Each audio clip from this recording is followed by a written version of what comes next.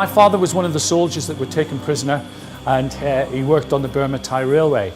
When I was growing up as a child, he would never speak to me very much about it.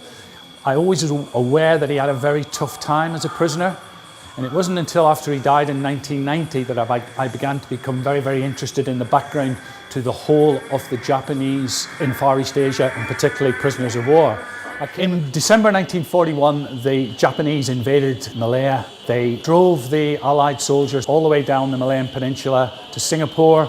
Singapore fell on the 15th of February 1942, when 147,000 Allied soldiers were taken prisoner of war by the Japanese. They were subsequently imprisoned, and many of them worked on the Burma-Thai Railway for the next 3.5 years until the war ended in 1945. It was a pretty hellish experience for them, and I just feel that it's something I want to keep the memories of my father alive and what he did and what he went through in those years, and also, of course, to bring this tragic period to the younger generation as we move forward.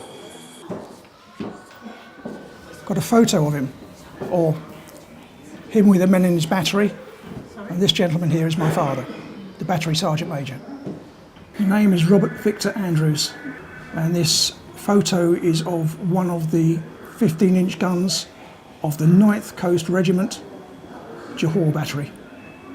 This is my father's Japanese POW index card.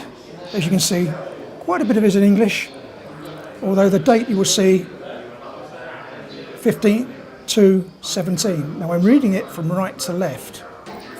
In the camp box here, we see Malaya POW camp cross through and the chop for Thailand. This means he was transferred from the Malaya POW camp to the Thailand POW camp.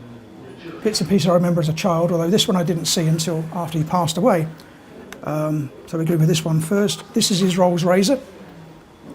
We believe he kept this through the camps because it was purchased in Singapore in September 1941, as it says very faintly on the top. And then we have these pair of binoculars.